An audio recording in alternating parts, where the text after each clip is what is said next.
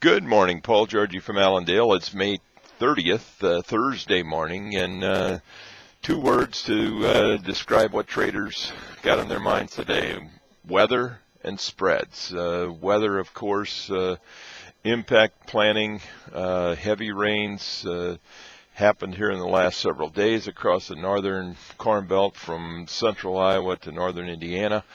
More rain on the way. Listening to local forecaster this morning, we're going to miss the heavy amounts of rain until later tonight, and then a band of rain comes across. It could drop anywhere from 2 to 3 inches again across this northern portion of the Corn Belt. However, locally here, we've had a lot of people in the field yesterday finishing up soybean planting, corn planting. So some people are getting a little more crops in the ground, and that with a 6 to 10 day forecast, that is a little bit drier than what we were looking at yesterday. So that's the reason for some weakness here this morning.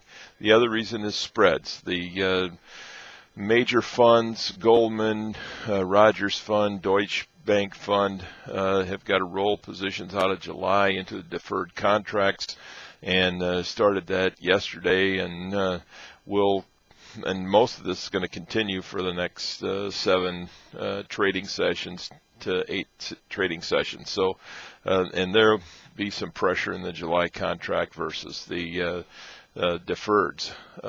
Basis continues to be weak in soybeans.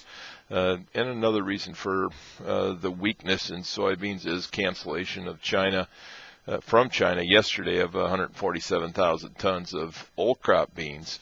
There's 700,000 tons left in unknown destination beans that could be canceled at some point in time. So that's got traders a bit nervous in the soybeans, and seeing some correction there, some liquidation of the bull spreads of the people that were long July and short November are coming out of those trades as well.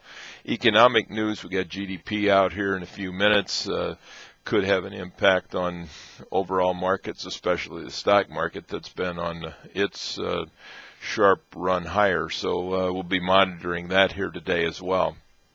In the livestock trade, cutout values were firmer. Choice up 99, Select up 40.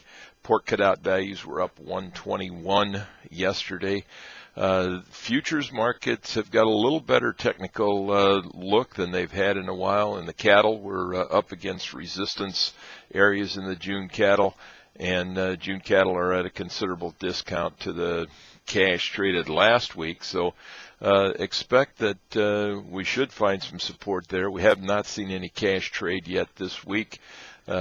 The demand has been extremely light from packers, so would expect to see a steady to maybe even a little bit higher this week. That's certainly what feedlots are asking for at this point in time.